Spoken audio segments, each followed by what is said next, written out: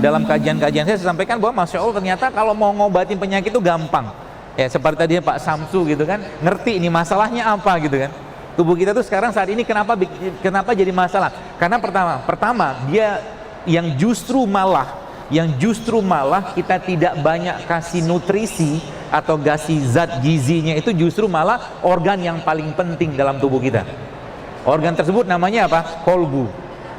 Kita nggak tahu organ itu letaknya di mana, tapi Nabi pernah menyebutkan sebuah hadis, kata Nabi apa? Iza sholahat sholat jasad kulluhu wa iza fasada jasad kulluhu. Contoh begini. Kurma ini makanan sehat teman-teman sekalian. Ya, sangat sehat ya. Ya, dia mengandung besi, dia mengandung kalsium, dia mengandung berbagai macam bahan penting dalam tubuh kita. Tapi kalau seandainya kurma ini dimakan berlebihan, pasti muncul masalah. Seperti itu. Nah pertanyaannya, bagaimana kurma ini bisa menjadi makanan buat raga kita? Ya gampang, tinggal ambil kurma makan selesai, rehat kita. Tapi pertanyaannya, bagaimana kurma ini bisa menjadi makanan buat kolbunya kita? Caranya adalah Anda makan 1, 2, 3 butir kurma, lalu kurma tadi Anda kasih ke orang lain. Paham ya? Anda kasih ke orang lain, maka dia akan menjadi makanan buat kolbunya kita. Berupa apa? Berupa kasih sayang, berupa cinta, begitu.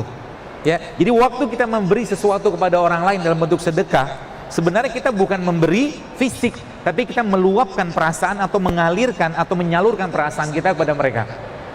Itulah yang Nabi katakan, semakin sehat kolbunya, semakin sehat raganya. Jika kolbunya bermasalah, pasti raganya akan ikut-ikutan bermasalah.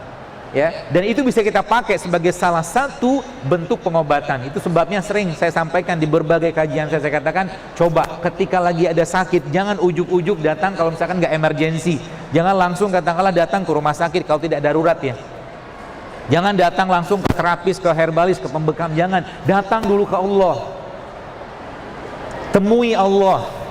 Berwudu dulu, sholat 2 rakaat, minta petunjuk sama Allah. Karena bisa jadi obatnya, sakitnya seseorang itu hanya mungkin dari sedekah yang berikan pada orang lain. Disebutkan dalam sebuah riwayat kisah di Saudi Arabia, ada seorang wanita sekalian. Wanita Saudi ini dia subhanallah kena kanker. Sudah cukup parah kankernya, dan dokter mengatakan nggak lama lagi usianya, seperti dengan teori pengobatan yang ada.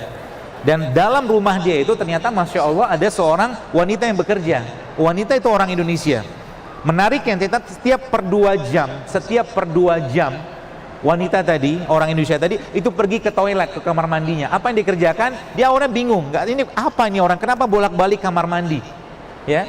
Dan Masya Allah tabarakallah, akhirnya baru ketahuan bahwa wanita tadi punya anak bayi di Indonesia, dan setiap dia ke kamar mandi itu membuang asinya dia buang.